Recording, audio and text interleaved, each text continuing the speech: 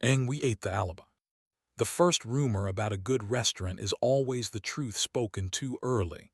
My name is Julian. I was the GM at the Lantern, a dining room with walls the color of restraint and a bar that made forgiveness its house cocktail. The man I loved was Marco, our pastry chef, who could make sugar behave and kitchens remember Sunday. We lived above a print shop that kept the neighborhood from forgetting itself. On our fridge, we taped 3 rules. Be home when you say, don't rehearse exits, kiss before sleep. We didn't write anything about influencers with appetites, suppliers with charm price credit, or photographers who could make a dish look like a promise you regret. The night the city discovered us, again, because discovery requires amnesia, a food account with a whale emoji posted a 3-minute video of our roasted leeks. The chef drizzled, the camera moaned, and the line outside doubled with people who liked the word seasonal to be a verb. I spent the evening apologizing for an ETA I invented. Marco slipped me a spoon of Mayor lemon curd at the pass and said, "Don't forget your body is allowed sweetness." And I kissed his knuckles because that's the thing we do when tickets make time precious. He met Andre the way pastry chefs meet trouble, at the walk-in when the delivery guy is late, and a man with a camera wants to explain what scarcity does to him. Andre was a photographer whose work made colors pretend they'd been blessed. He came to shoot a profile on desserts that give up cynicism, and never really left. He used words like mouthfeel without being annoying and stood the way men stand when they'd like the room to applaud when it stops looking. He took a picture of Marco's lemon tart and said, "This one looks like saying the thing you should have said a year ago." Marco smiled in that polite way you do when someone compliments your knife skills and your regret. My job required me to be in every conversation and in none. That's what front-of-house excellence is. Hear story, prevent plot. When Andre asked me if he could stand in the alley to catch the light off the back door, a falderall he promised me I would forgive, I let him because the back door likes to feel included. He asked what our vision was for the year. I said, "No fire." He laughed. "You're the writer," he said, "and he's the poet," nodding toward the pastry station where Marco moved like sincerity. I nodded as if the metaphor pleased me. Our wine rep, Ethan, arrived with a case and a cardigan and a sentence. "I have something for your lamb and something for your sins." He grinned because reps grin. He'd been trying to get us to take a bigger allocation from a Rhone producer whose labels looked like the countryside would eat you kindly. "And an invite," he added, sliding an envelope under the case where my hand found it. "Small party, good light, safe donors, not Instagram." I turned the envelope over and saw a name I did not expect. Victor L., the whale emoji himself, throwing a dinner in our honor in a room you ca Google. I looked up and thought about the oven's temperament and the way pastry sheets live or die by humidity. "We don't do off-sites," I said. Ethan shrugged. "Everyone does off-sites once," he said. Intrigue is not an event, it's seating. The night of Victor's dinner I stood in a brick room lit like a petition. The table was an altar of intention. A photographer the size of a day bed lay on his stomach to shoot the bread like it might escape. Victor wore navy and a watch that borrowed time. Andre was there, not shooting for his publication but for himself, which is when men are most dangerous. Marco plated desserts on his own plates because he understood brand better than I ever will. Between courses, I watched Andre ask him to hold a spoon at an angle that made his forearm into a map. Marco whispered something I couldn't read. Andre did that smile again.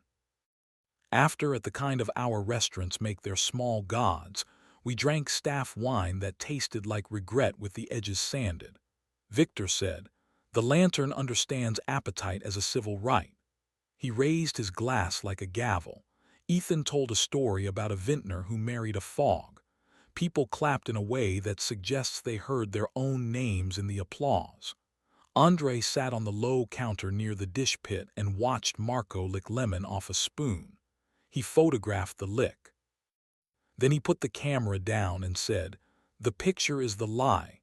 The spoon is the truth."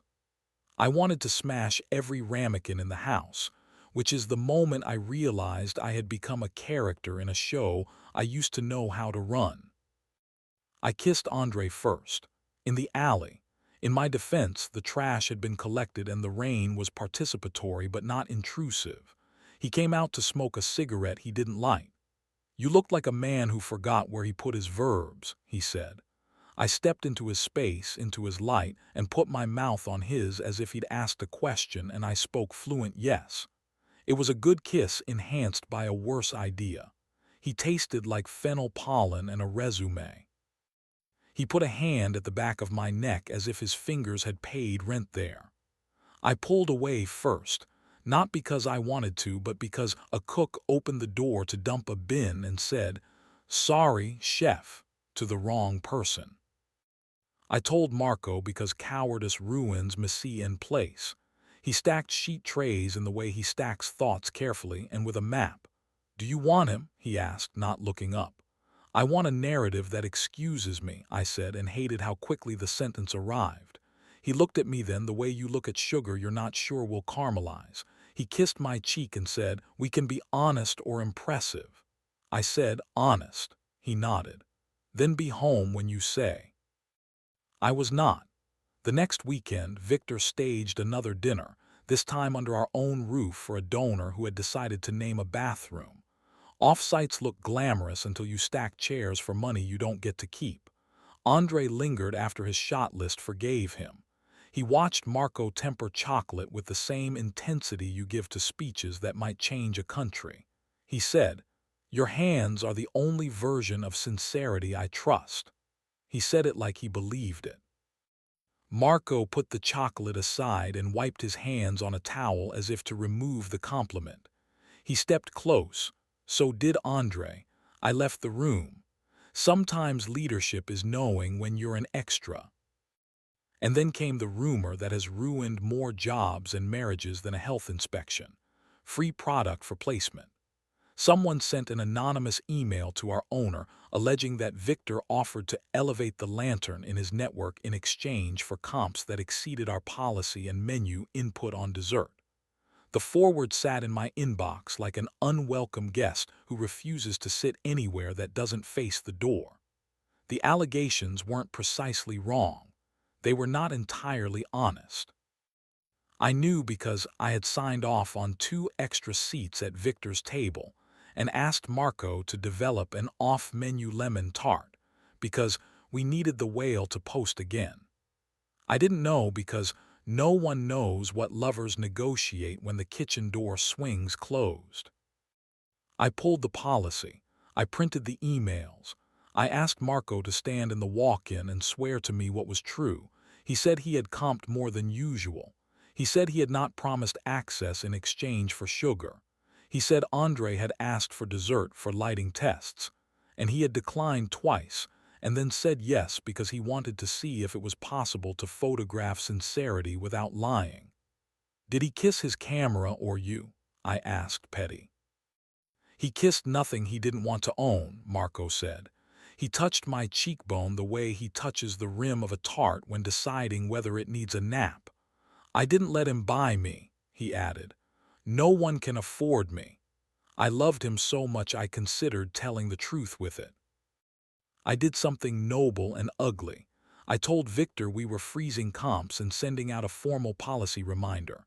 He used his hurt voice. 'You don't trust me,' he said. 'I trust my staff,' I said. He paused, recalibrated, and then, like professionals do when banquets burn, he pivoted. 'Fine,' he said. 'Let's see how far honesty travels without a car.' He canceled his Thursday table. I watched our reservation grid darken like the sky before a storm the news will call historic. I made the choice I should have made earlier. I told our owner before she read a blog. She listened, white-knuckling a pencil, and said, 'We will survive an empty Thursday faster than we survive a post.' She stood, and I noticed her knees needed the new tile we couldn't afford yet. "And you," she added, "stop being interesting." I tried. The city tried to help. It rained exactly in the way that reminds grown men they are mammals. Dante came in at 11:30 p.m., soaked and hungry, smelling like someone else's emergency and the linen of our bed. He sat at the end of the bar and watched me pretend to be unsinkable. When I finally took off my tie, he stood and we walked home in the way we walk when silence is the service charge. Upstairs, he unbuttoned my shirt slowly because he doesn't make me perform my apology. He put his palm on my chest like a metronome. "Here?" he asked. "Yes," I said, grateful in my ribs. Andre texted the next morning, a photo of the lemon tart on a windowsill like a breakup. No caption. I didn't reply, that was me choosing. He posted a shot of Remai from a different collection with a line about faces that refuse to be owned. His followers applauded the politics. Victor posted nothing for a week. When he returned, he posted a glass of water and a caption about patience.